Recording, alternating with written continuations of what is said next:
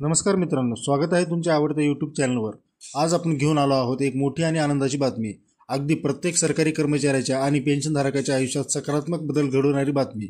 आज दिनांक 6 एप्रिल आणि बातमी आहे थेट दिल्लीवरून। केंद्र सरकारने मंजूर केली आहे नवीन युनिफाईड पेन्शन योजना। आता पेन्शनमध्ये मिळणार आहे खात्रीशीर स्थिरता, कुटुंबालाही मिळणार आहे सुरक्षिततेची हमी आणि हो, जुना वाद आता होणार आहे इतिहासात जमा।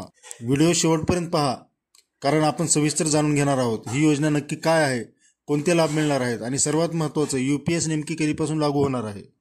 जर तुम्ही आमचे चॅनल सबस्क्राईब केले नसेल तर लगेचच सबस्क्राईब करा आणि समोरील बेल आयकॉन दाबा, कारण अशाच माहिती तुमच्यापर्यंत पोहोचवणे ही आमची जबाबदारी आहे।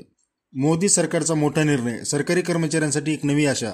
युनिफाईड पेन्शन योजना यूपीएस आता अधिकृतपणे मंजूर झाली आहे। ही योजना थेट राष्ट्रीय पेन्शन योजना एनपीएसला पर्याय ठरणार आहे।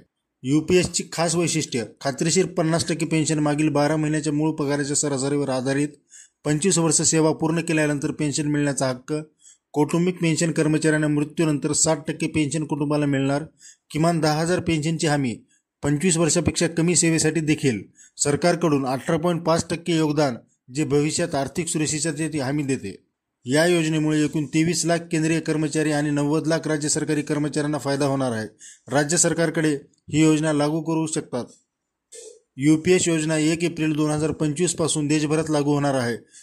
यामुळे कर्मचाऱ्यांच्या आर्थिक स्थैर्य, निवृत्तीनंतरचे जीवन सुखकर आणि सर्वात महत्त्वाचा विश्वास मिळणार आहे। धन्यवाद मित्रांनो, जय महाराष्ट्र।